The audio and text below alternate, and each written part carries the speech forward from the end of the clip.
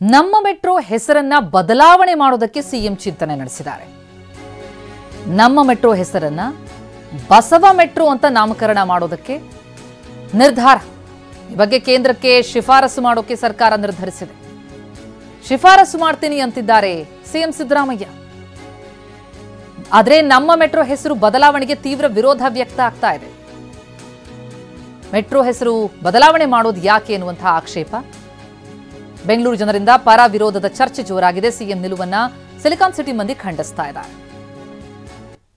Metro ಯೋಜನೆ ಇದೆಯಲ್ಲ, ನಾವು ಮತ್ತು ಕೇಂದ್ರ ಸರ್ಕಾರ ಎರಡೂ ಸೇರಿ ಮಾಡ್ತಕ್ಕಂಥದ್ದು. ಕೇಂದ್ರ ಸರ್ಕಾರ ಮತ್ತು ರಾಜ್ಯ ಸರ್ಕಾರ ಎರಡೂ ಸೇರಿ ಮಾಡು. ನಮ್ಮ ಪಾಲು ಜಾಸ್ತಿ ಇರಬಹುದು. ಮೆಟ್ರೋ ಸ್ಟೇಷನ್ ಮಾಡಲಿಕ್ಕೆ, ಮೆಟ್ರೋ ಯೋಜನೆ ಮಾಡಲಿಕ್ಕೆ ನಮ್ಮ ಪಾಲು ಜಾಸ್ತಿ ಇದೆ.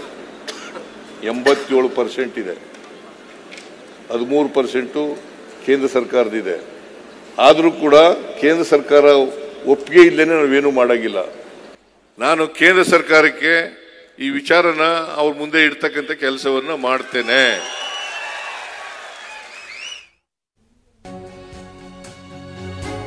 ಇನ್ನು ಟ್ವೀಟ್ನಲ್ಲಿ ಪೋಸ್ಟ್ ಮಾಡಿದ್ದ ಸಿಎಂ ವಿರುದ್ಧ ಆಕ್ರೋಶ ವ್ಯಕ್ತ ಆಗ್ತಾ ಇದೆ. ಮೆಟ್ರೋ ವಿಚಾರದಲ್ಲಿ ಸಿಎಂ ನಿರ್ಧಾರಕ್ಕೆ ಜನಾಕ್ರೋಶ ಬರ್ತಾ ಇದೆ. ನಮ್ಮ ಮೆಟ್ರೋ ಅಂತಲೇ ಹೆಸರು ಉಳಿಬೇಕು. ಬಸವಣ್ಣನವರ ಹೆಸರನ್ನ ನಿಲ್ದಾಣಕ್ಕಿಡಬಹುದು.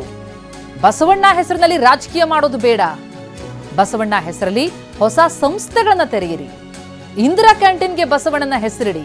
ಹೀಗಂತ ಸಿಎಂ ಟ್ವೀಟ್ಗೆ ಸಾಮಾಜಿಕ ಜಾಲತಾಣದಲ್ಲಿ ಆಕ್ರೋಶ ವ್ಯಕ್ತವಾಗ್ತಾ ಇದೆ.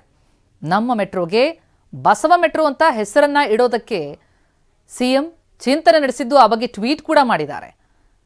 ಈ ವಿಚಾರ ಜನಾಕ್ರೋಶಕ್ಕೆ ಕಾರಣ ಆಗಿದೆ. ಬಸವಣ್ಣವರ ಹೆಸರಿನಲ್ಲಿ ಹೊಸ ಸಂಸ್ಥೆಗಳನ್ನ ತೆರೀರಿ, ಅದ್ರ ಬಿಟ್ಟು ರಾಜಕೀಯ ಮಾಡಬೇಡಿ ಅಂತ ಜನ ಆಕ್ರೋಶ ಹೊರಹಾಕ್ತಾ ಇದ್ದಾರೆ.